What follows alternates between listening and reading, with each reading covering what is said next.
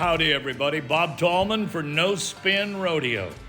No politics, no BS, just hard-hitting news and rodeo commentary from two of the most trusted sources in our sport. Kendra Santos, Tommy Joe Lucia. Listen up. Here we go. Everybody to episode number 28. This is No Spin Rodeo. I'm Tommy Joe Lucia. I'm joined by Greg Teagarden and Miss Kendra Santos. We are your real news on rodeo. We want to start with apologizing because it's been a month, but it has been a month, right? It's been a month for Cowboys. It's been a month for production personnel. Kendra, it's been a month for you. Let me just say it's been a month.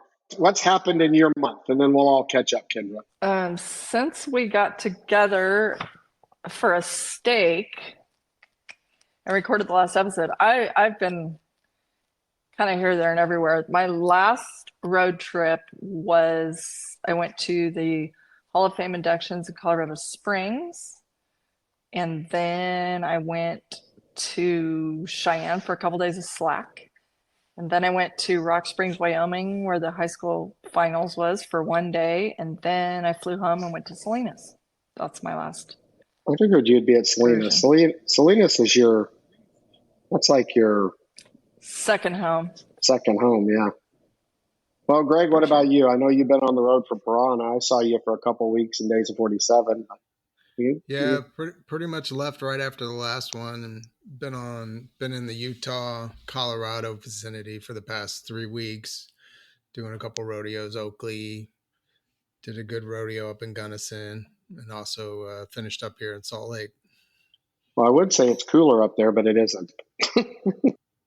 No, cooler it was in Texas. a hot one. It was cooler in Texas during the Utah Days of 47 rodeo than in Utah. It was roasty. So, yeah, well, that's good. Well, what do we, let's see here. I'm trying to figure out where our transitions are really rocky. You can tell we've been off for a month. Yeah, we are a little rusty here today. It's okay. It's afternoon. It's afternoon. We're not doing coffee time. Let's do some iced tea time. Iced tea time. There you go. This afternoon. I'll break the ice. I just went to the post office in our little tiny one-horse town, and I have got to be the only person with a bulldog or boyfriend who mails me homemade jelly from blueberries he picked in his yard and plums he picked in his yard. Thank you. I'm going to show you. I'm not lying here. Look at this. Wow. And he made it himself. And he just got done putting up peaches for winter too. Peaches? Is that cool, or peaches. is that peaches. Great? Lugs of peaches. I think it's wonderful. My grandma Hazel from Nebraska used to do that, and I wish I would have paid more attention instead of playing football outside with the boys. But it's really pretty cool. And you can't do any canning? Well, it's not that I can't. It's just I haven't quite gotten around to that. But I mean, I think that's pretty neat. Like he grows the blueberries and he grows the plums, and then he picks them, and then he makes jelly and sends them to his friends. And I think that's pretty cool. That is pretty cool. It is very cool, but have you tasted it yet? It's delightful. And am I the only one from my I try to stay away from bread as much as possible these days for waistline reasons, but from my Nebraska grandparents, the old thing we do with jelly is we have them on our scrambled eggs. Do you guys do really? That? No. It's delicious. No. So good. Anyway, that's what I do with the jelly that Oat makes. I do hot sauce and jalapenos and cheese on my scrambled eggs. Greg, what do you do? Just scrambled eggs, I bet. So you're the savory guy. I'm the sweet. I'm just the salt and cheese, maybe. Yeah. Yeah. I'm boring when it comes to eggs. Yeah. Well, you got to spice them up. Well, that is really cool. I still owe him a call, and you've got a good one there. You've got a good human there. You might not. Don't screw that one up, Kendra. You know, I think one of the very best things in the world about him is how steady. The older I get, the more. You cannot rile him up. You cannot get him sucked into some silly conversation where he loses his shit. He's just very level-headed.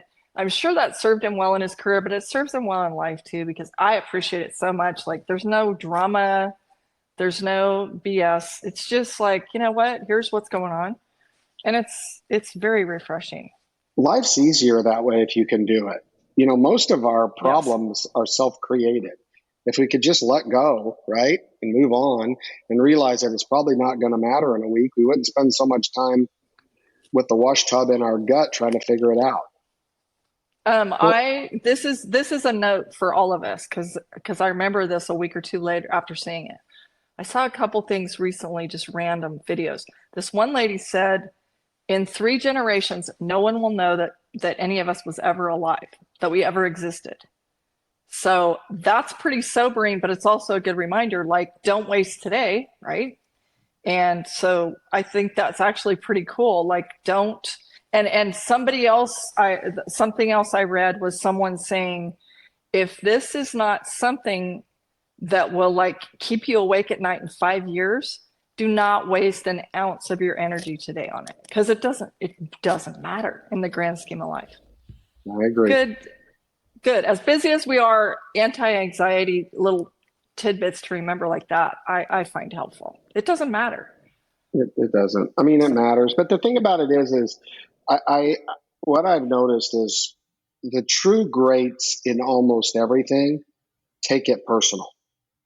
It's personal when it's not the way they want it. And that's so hard to be the best, because they take it personal. And when you take something personal, it's not as easy to let all these off your back. But we can do a better job at it. That's for sure. We can definitely do better job at it. Well, we went through the Utah Days of 47 rodeo. I'll hit the highlights. We had a really blessed year. God was good with us. We sold 48,000 tickets. One of the cool things we did, Kendra, well, it didn't happen, but it was a cool idea, is that we partnered with Resistol and we sent 200 Resistol hats to Paris for the announcement of the 2034 Olympics, which Salt Lake received. And the plan was that these 200 Resistol cowboy hats would be under the seats of the 200 delegates, which, by the way, were dressed in Ralph Lauren, because that's who dresses the delegates. And when the announcement was made, the 2 delegates were going to reach down and put on their Resistol hats.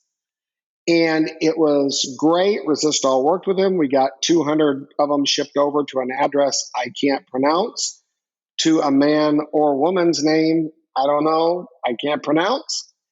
And they got caught for 3 hours longer than they should have in customs. And now we've got 200 Resistol hats in Paris that I'm not sure what we're going to do with. So it was a cool idea. Wow. I did get some pictures that the governor of the state of Utah, Mitt Romney, and several other people had the hats on in front of the Eiffel Tower. So I don't know if someone just handing the hats out or what's going on over there, but we'll find out. But it was a cool idea. The other couple highlights, things that I don't know that everybody realizes. At our rodeo, one of the things I'm proud of is we try really hard to pay for really, really good livestock. And I think it's worth noting that we spent over $200,000 in livestock in 5 days. And we gave over $20,000 in performance bonuses to Wade Sankey and his crew, and Championship got $15,000 in bonuses. So, I think it's cool that the livestock, which I believe is just as big a portion of anything, they got paid well, and so we're excited about that. And our gold medal round was great. There was, I'm not going to go over all the results. You can look them up, but it was a good, strong event. Proud of it. We think that the broadcast went good. So, that's what I've got on the rodeo. I've got some other things to talk about, but I'll see if anybody wants to chime in from there. What just happened that's really on my mind a lot is the fact that it's been 35 years yesterday, July 30th, since we lost Lane Frost at Cheyenne. That is so mind-blowing to me, because he was 25 when he died, and we did not realize how young we were at the time, Yeah. And I just that he's been gone 35 years. It's like, how is that possible? It's all perfectly sharp in my mind, every detail.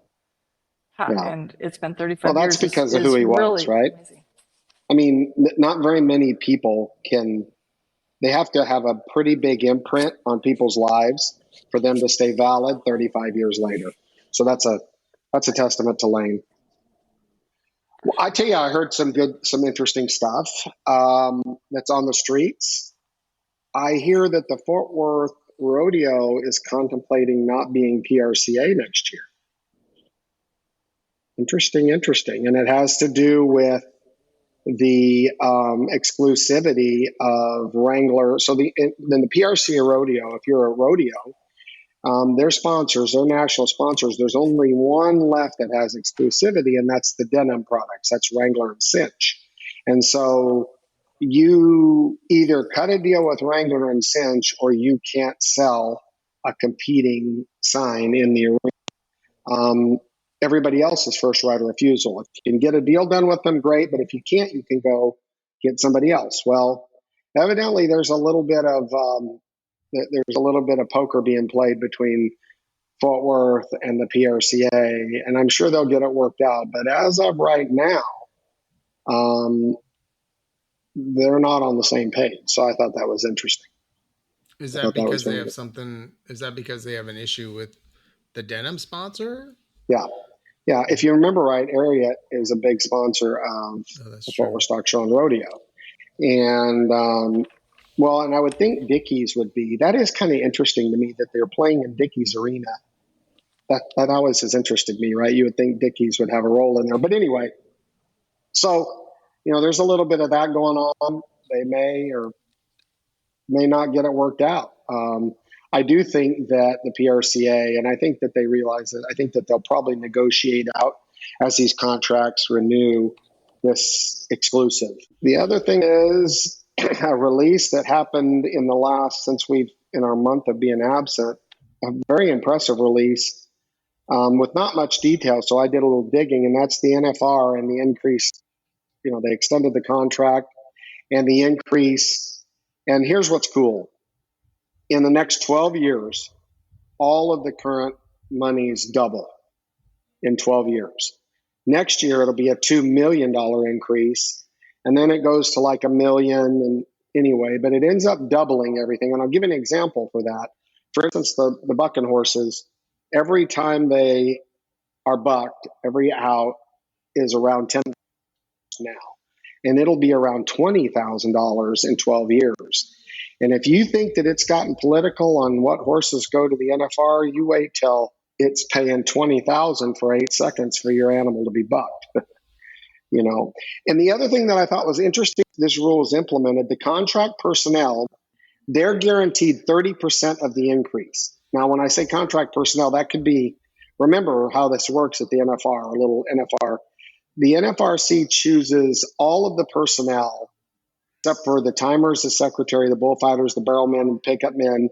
That's all a vote, right? And then Las Vegas Events picks the announcers and the music. So it's you get to pick the announcers and the music, but then the NFRC, whose tie-breaking vote is the PRCA on that committee. So at the end, the PRCA decides if there's a tie on who they choose. But the point being, they get 30%. So if it's $1 million increase, 300,000 is going to be divvied up to the contract personnel. So I think that's big money, and congrats on negotiating a good deal.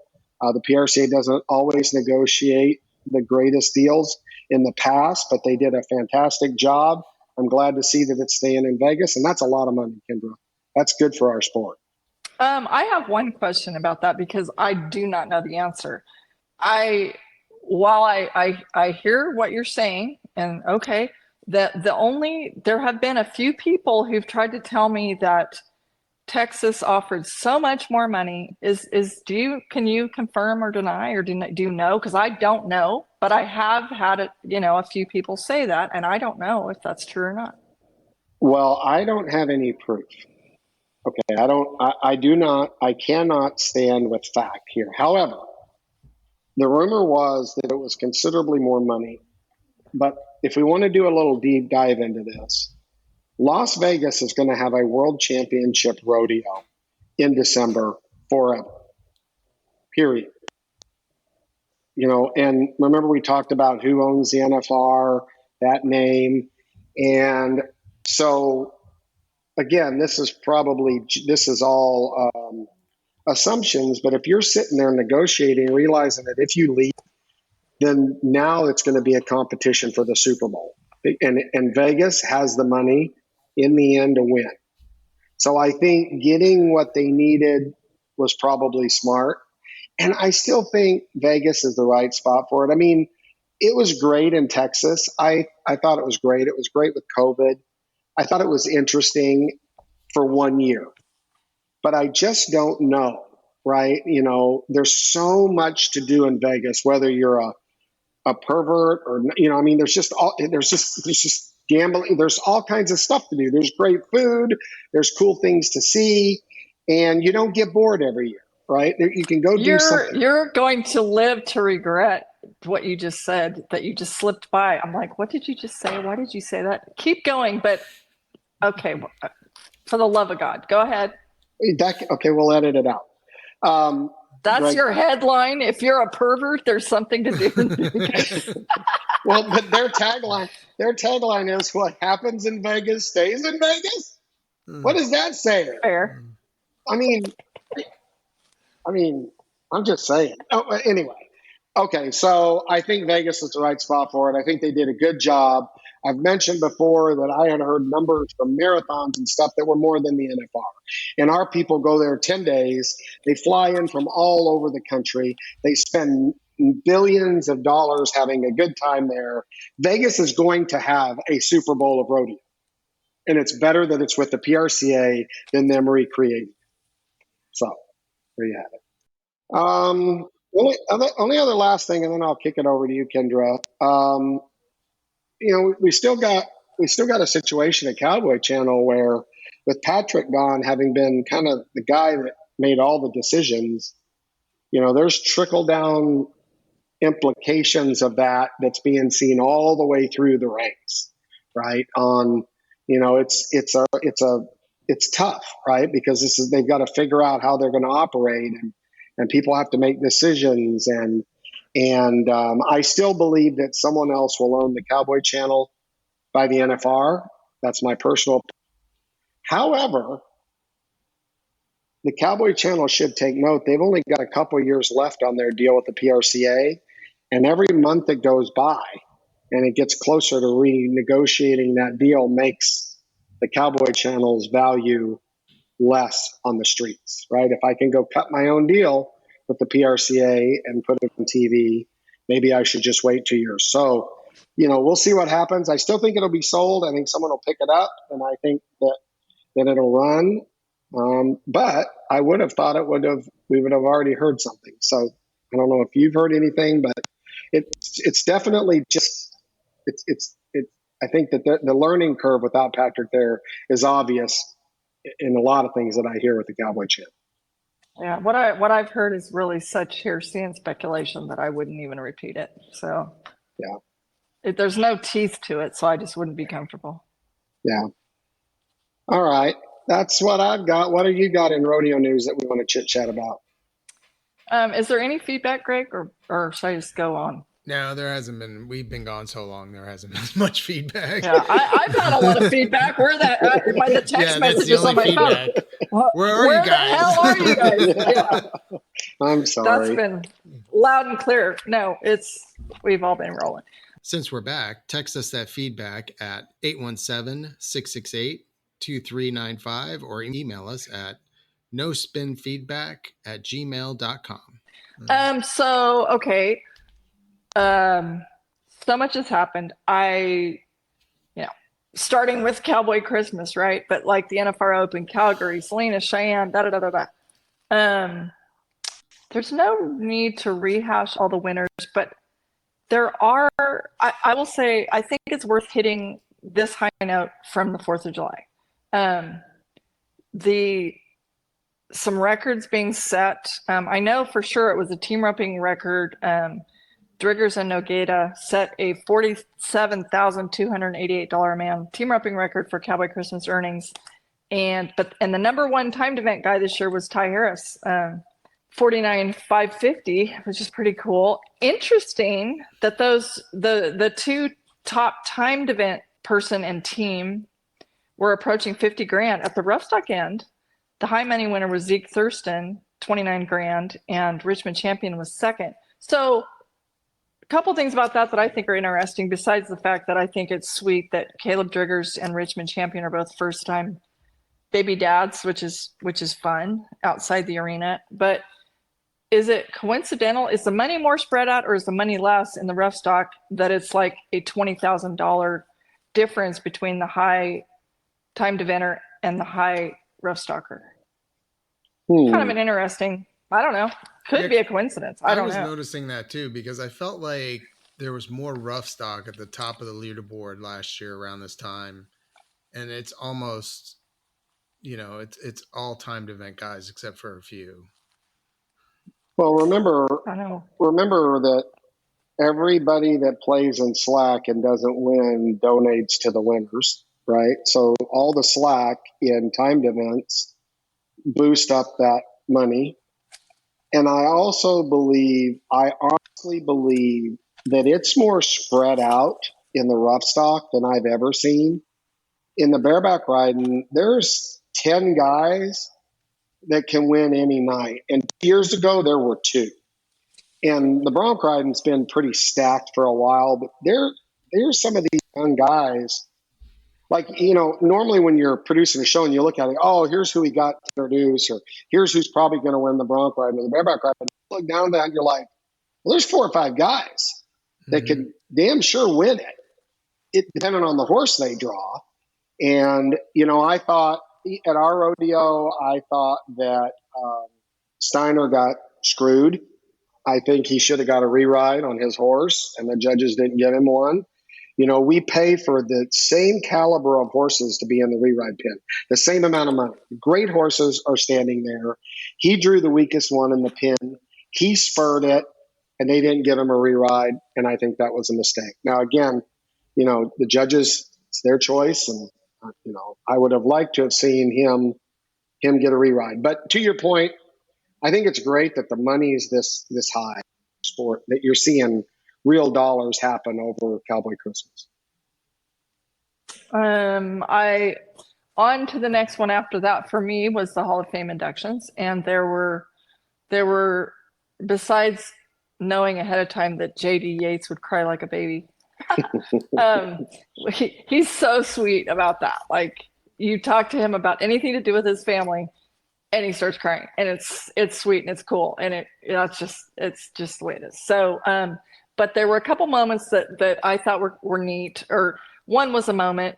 One on a cool moment was Friday night.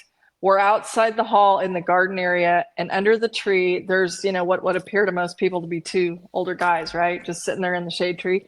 And Bob Feist was honored this year with the Ken Stemler Award, and that was going on that night. Well, he's sitting there next to Art Arnold, who was one of this year's inductees, and typical Bob Feist, who, as you already know, is the guy who cut me my first check of my career. But he whips out, they're talking about the old team roping, team tying days, back when it was like Dally team roping in California, team tying in Arizona.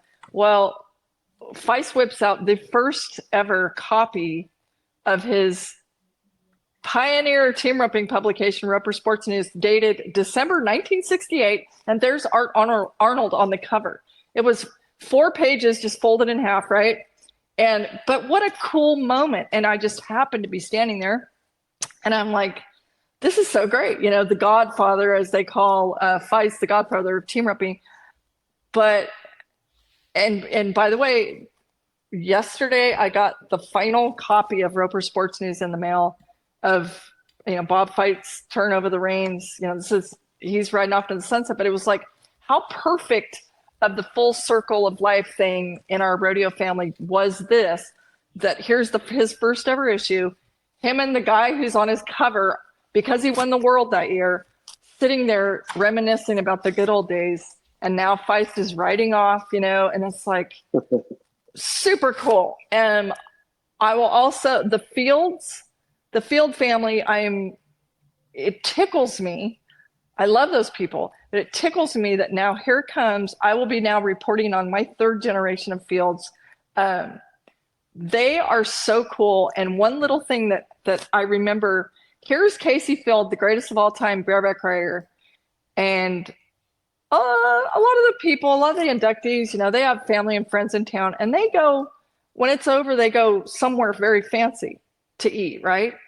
Casey Field was in the buffet line with the commoners. And I thought, you know what? That's so cool.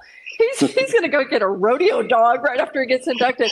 But I think it's really neat that Shad's son, Daxton, just became the state champion bareback rider in Utah. That's so neat. And yeah. Bronx, the little brother, is the junior high bareback riding, I think, reserve champ bull rider this year. It's just, and goodness knows, little Hux, Casey's kid, here he's going to come. And we're going to blink, and it's going to go from Casey, you know, Louie to Casey and Shad, and then it's going to, here these kids come. And that's kind of what it's all about, right? That's exactly right. So that was really neat. Cheyenne, Slack, we won't get dragged down with the different things. There were a few interesting comments made, you know, as usual, about like the format, when it really hit me when somebody said, you know, the day of calf roping, they're like, you know, you can miss your first one and still win the daddy these days. And, you know, that's a whole nother conversation, but it's an interesting fact. And I know all that's going to change. All that's going to change. There'll be significant format changes, I'm hearing, in Cheyenne next year. Really? Yep. Are you leaving it at that? Well, because I don't know. I'm just hearing that the discussions are now much more real, that they're going to need to change, that they want to change their format. Now, I shouldn't say next year, because I guess I don't have a time frame, but I'm telling you, in the future, the format of Cheyenne will change. It will. Okay. That's what I'm hearing. Interesting. Okay. Little note that was personal to me, that was pretty cool is Cheyenne is where at 20 years old changed Oates' whole career when he won Cheyenne in 1983. And this year, Denton Good at 20 years old, who just came out of Oates' junior steer wrestling tour, won Cheyenne. And four of the top six at Cheyenne this year just are coming right out of the Oatberry's Junior Steer Wrestling World Championship Tour, which I think is really cool. And it makes the pain for me of watching him type emails and different things with his two index fingers, you know, and that's super cool. It actually matters to get onto big stages before you get to the biggest one, right? And then, so anyway, that made me happy. Headline rodeo news today, July 31st, is that Stetson Wright finally decided to, you know, come out with the fact that his 2024 season is officially over. I left him alone while he's been home, and I know it's been very painful physically and emotionally to come to this, because I really do think he had every intention of coming back, as he told me at Vegas last December, in Reno in June. But then, you know, things happen, and the Cowboys have been knowing for a while that he was out, but today he officially said it. And when you're king of the mountain and you have to pull the plug for a whole year, I mean, that's tough stuff. I do applaud him, including as a mother, for waiting to be 100%, and think that will serve him well, you know, in his career and in his life. He said, at the end of the day, when you aren't ready, you can't lie to yourself. And I'm like, you know what? Good for you. That's a pretty mature thing to say. You know, he's heartbroken by this. But his traveling partner, Ty Hamilton, did just come back and have some success at Cheyenne. But Lord knows he is missing Stetson in the truck, right? You don't replace him in the arena or in the truck. But the other big piece of news today, right before we got on here to record, I talked to Shad Mayfield on the phone, and I think there was kind of a misunderstanding maybe that came out. I don't know if you guys watched Cheyenne on television, but it was, he had said something about taking a break, and I think it kind of got maybe, I don't know if it was taken out of context or whatever happened, but he, they were like, well, it was really cool that he won it. Him and Lollipop, that mare, I mean, they're bad medicine. And they smoked them they like daylighted the field in the last round. And I am amused at so many keyboard warriors on social media acting like, well, if I could draw like Shad, well, why don't you try to see if you can rope like Shad and then we'll talk, right? I mean, stop it. People implying that like, oh, sure, they given the best ones. That's like saying Casey Field was given the best one every time he nodded his head, shush, because you're making a fool of yourself. But the Cowboy Channel made it sound like he's done for a month or something. It's not true. So he is, he had talked originally earlier this year. He was contemplating to go home after Houston because he'd had such an amazing start. But I have a son that's out for the whole season with this exact thing. When they said, oh, he's going home, he's going to go home and get his hips fixed, I knew that there's no way he wouldn't be back for the NFR. So he just had his bucket list win at Cheyenne, but he's going home for 1 week, and he will be back in 3 events at Lovington on August 7th is the fact of the matter. And he is going to rope calves, steer rope, and he's going to head in the team roping for Farron Candelaria. And those guys won. They placed at Pecos and Shad's hometown rodeo, Clovis, New Mexico this year already. But that's pretty fun. And do I understand that Lovington has to like 25 grand added in the events or something? I mean, that's kind of his home country. So that and I asked him point blank today, knowing he doesn't know as far as when he will. The hip surgery is in Shad Mayfield's future on both sides, both hips. Now is not the time. And I'm like, do you think you're going to be that guy who has it scheduled for the week after the NFR?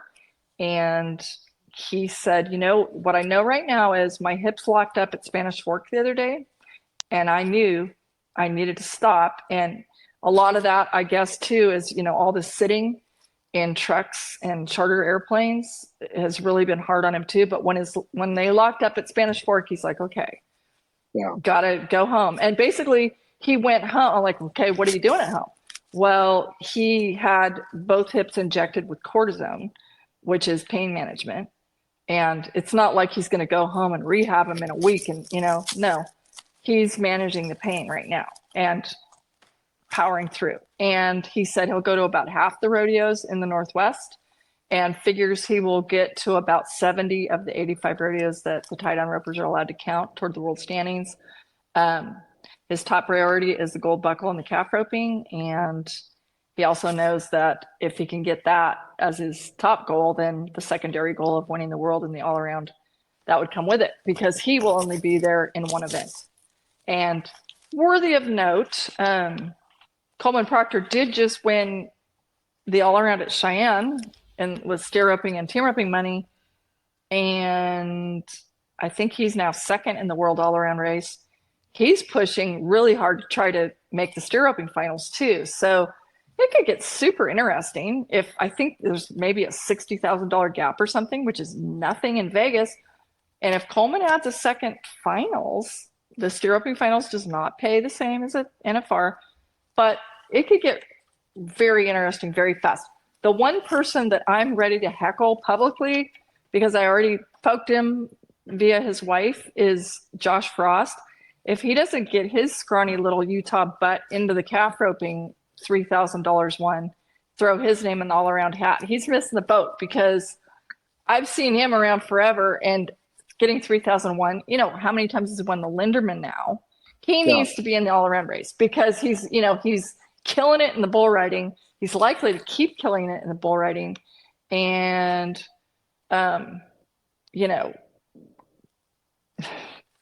he needs to be in the game, right? Okay, well, so before, go ahead. Well, I'm just wondering, I agree with that, but he also depends on if he thinks that might break focus, right?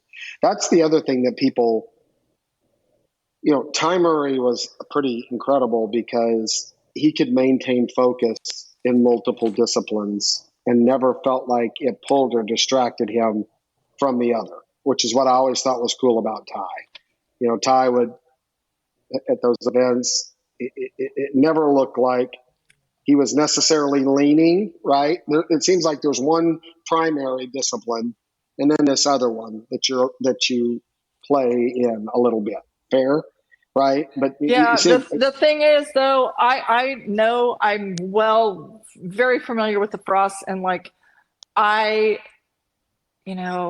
there's a crossover between my kids' bloodlines and the Frost, and I know Josh's grandpa was a wild card cowboy, tough, like Josh, Joe. I mean, now their brother Jade is out there.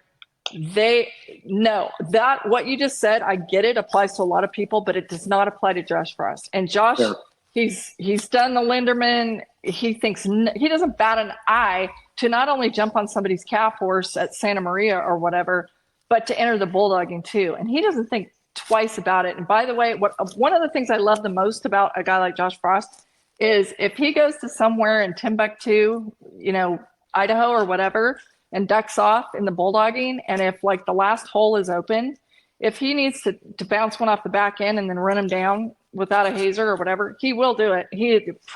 Foolish pride does not apply to Josh Frost. That's really a cool element. And I will also say Sunday, Coleman Proctor, Sunday, he wins all around. Okay, he won it in 2022 also at Cheyenne. This is such a good dad that his wife and 3 daughters flew in Friday.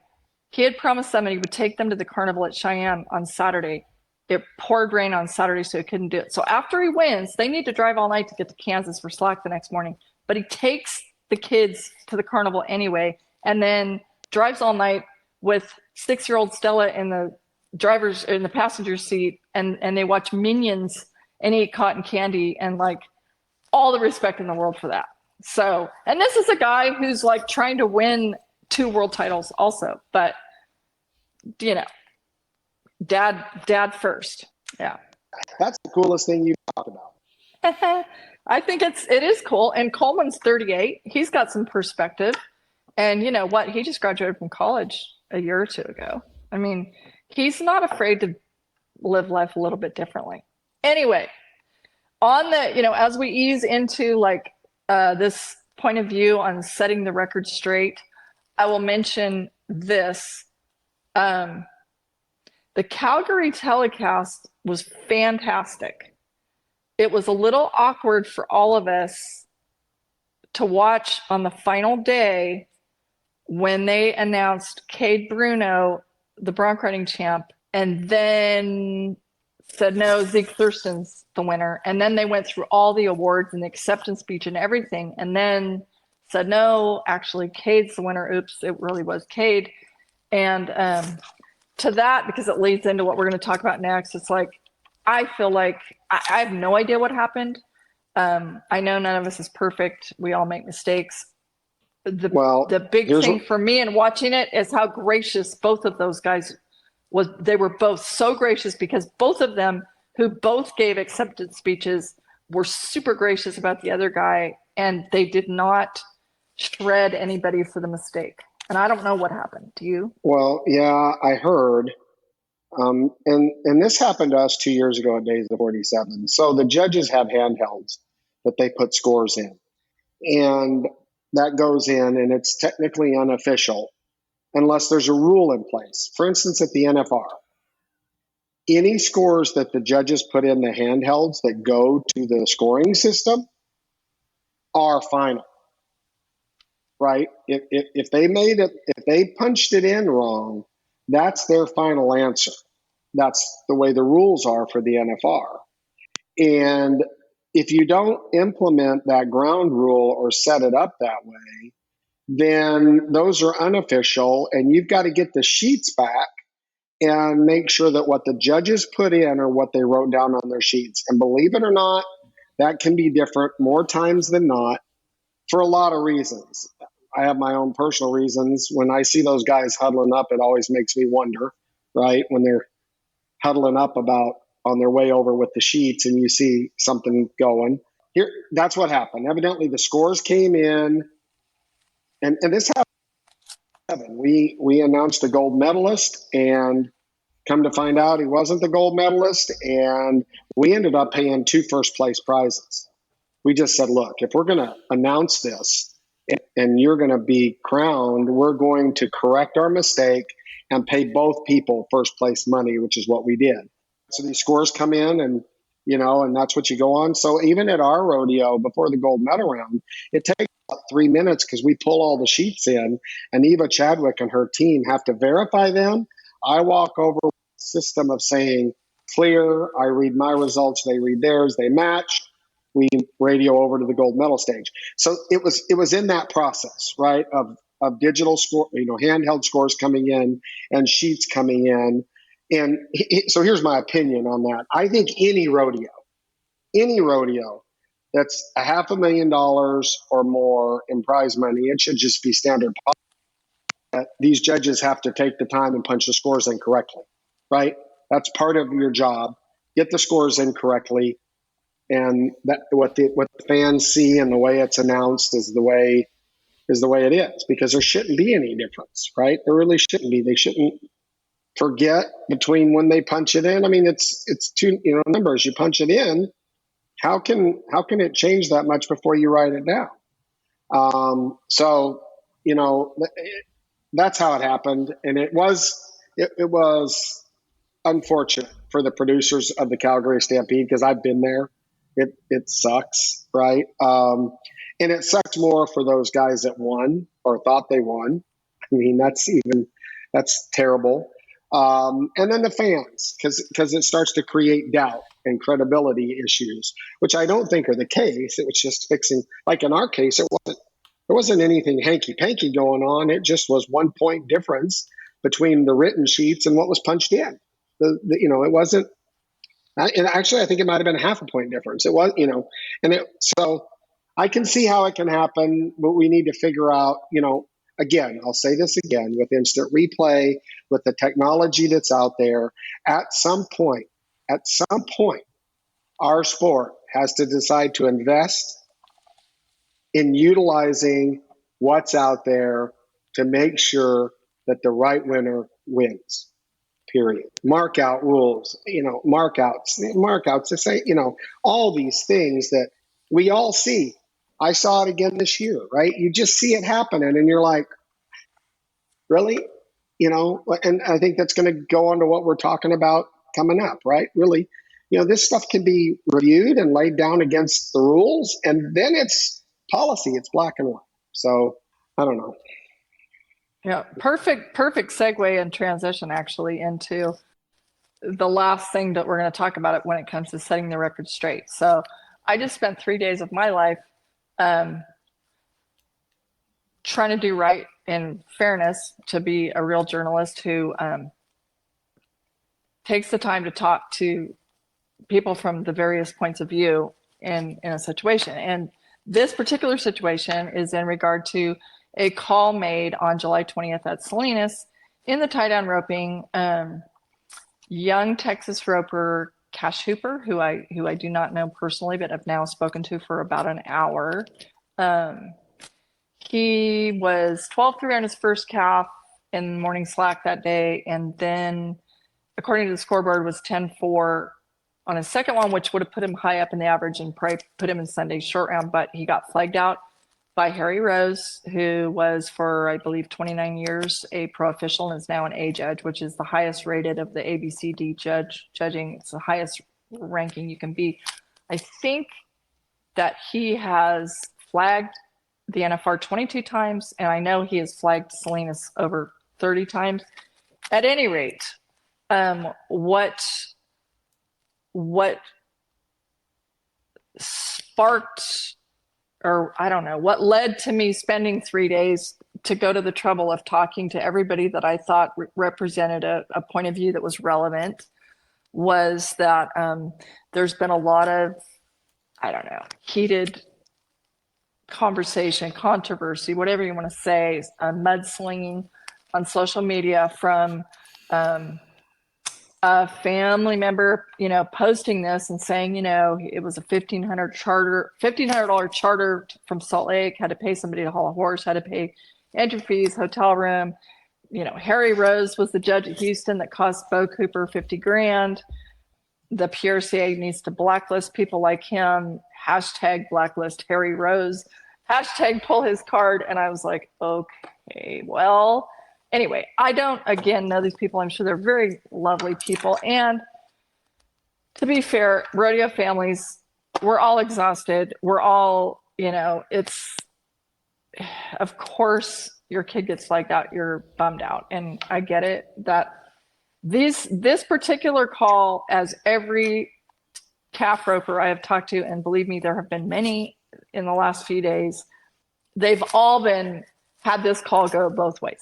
And the basics is that he got back on his horse and he just put a wrap and a half on the calf, and then his horse took a step back, and it, according to the video they posted, it pulled the calf's head back down to the ground. The calf ended up not getting up, but that step back is where the gray area came. And in Harry's eyes, how is that that went against the rule book? How's that gray area? It's clearly written. Well, so in speaking to all the different parties, Cash's take from where he sat was that he wasn't trying to get away with anything, but that the rule says you cannot go backwards and make the rope tight once it's loose. In my opinion, the rope was never loose. The rope was not touching the ground, so the 6 seconds wasn't going to start until it was. So he felt like, whatever it looked like, he reached for his jerk line, and his horse just happened to take a step back. How is the calf able to lift his head if there's not some kind of slack in the rope? How is that possible? I'm definitely not here to argue, and I'm saying I thought he was very cool-headed when we talked, and said, and also for the record, Harry Rose had zero to do with the call at Houston. He wasn't even working in the calf roping at Houston last year when Bo Cooper got 10 seconds he didn't deserve. He was at the other end of the arena. He had nothing to do with it.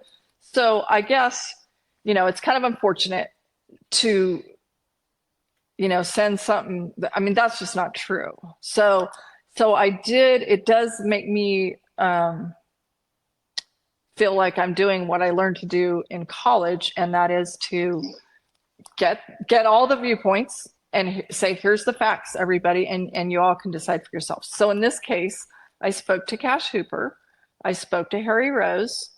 I spoke to timed event rep on the PRCA board, Troy Pruitt, who's also a world champion calf roper. I spoke to event rep, tie down event rep, Shane Hanchy, who's also a world champion, and I spoke to Tom Glass. And I gave everyone's view, and with a little PS, at the end. And to be fair, apparently there was a little comment made about Oklahoma that in hindsight, maybe Harry would not have made, we're not in Oklahoma here or something like that.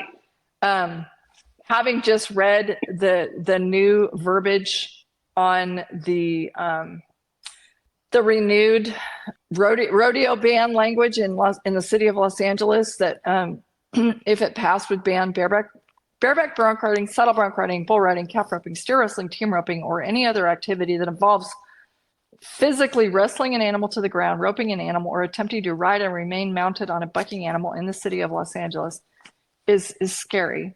I will also agree with Troy Pruitt here that the rules are the rules. This had nothing to do with location.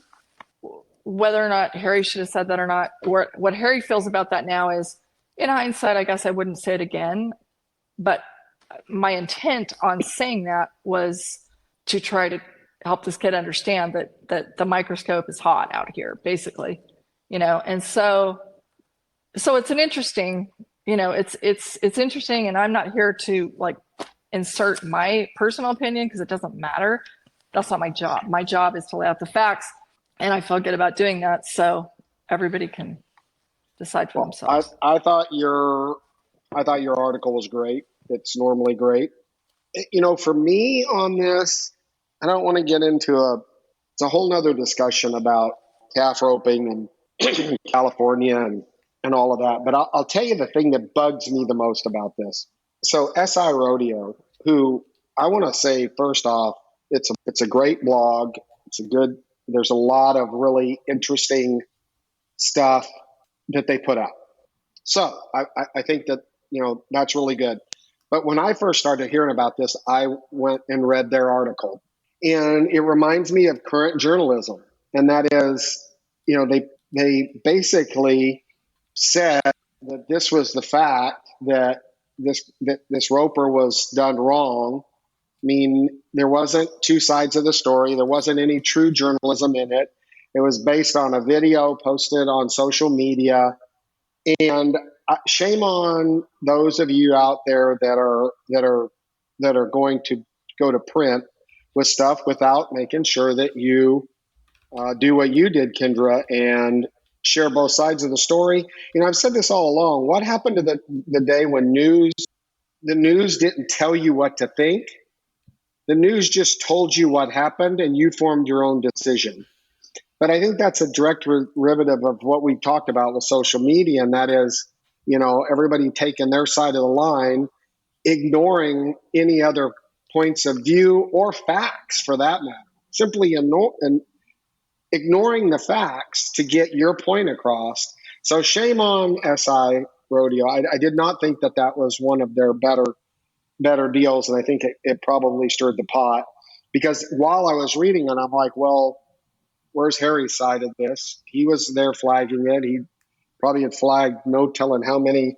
I know him from forever. I know his credibility. That's not a guy that's going to I don't think you could foul him, right? That doesn't mean that he can't make a mistake, but nothing's going to be done. The comment probably didn't help him, but there's a lot of truth in the fact that what could have been said is we're a public event that buy tickets to watch. We're not on the ranch, et cetera, et cetera. So we need to make sure that we keep our standards for how we handle our animals, which I think is fantastic. I think we do a great job with. I mean, I could argue that all day. So, that was what post, right? Is that just like anything anymore, anything you read on social media or anything, you almost can't believe it, Kendra and Greg. You can't. So I've gotten to the point where I approach social media as entertainment, but so many people approach it as news, and it's not. It's the journalist. The news isn't the news anymore. If you're the right, you watch Fox News. If you're the left, you watch CNN. Where can you watch? I don't care what you think about what's going on. I just want to know the facts, and I'll figure this crap out myself. The same thing with this. It's just irritating. Ugh. Sorry. Yeah, I think it's hard. It's a really sad commentary about the evolution of journalism because the integrity is really sketchy. And even if you think, I'm going to really make sure I find out the facts, and you're like, I'm going to Google it. Well, do you think you're going to get all the, straight answers about it? I've kind of given up on the news, and I'm like, man. I mean, is there anybody who doesn't lie or twist the truth? And so, I don't know. It's just, these calls can go either way. I think I think in that particular case, the way it went down was probably easily as arguable as the right call as not. It's unfortunate. We always put emotions in things, right? And that's why I say at the end of the day, you have to have policy, rules, and procedures, right? You have to have something to go back to because your emotions sway what you want to do. They really do, but you have to go back and follow the guidelines that have been put in place and voted on. And I think that's what they did. And so it's unfortunate. Well, that another thing brought up during these conversations that is a fair point that I don't think very many people stop to consider is, how about all the other guys entered?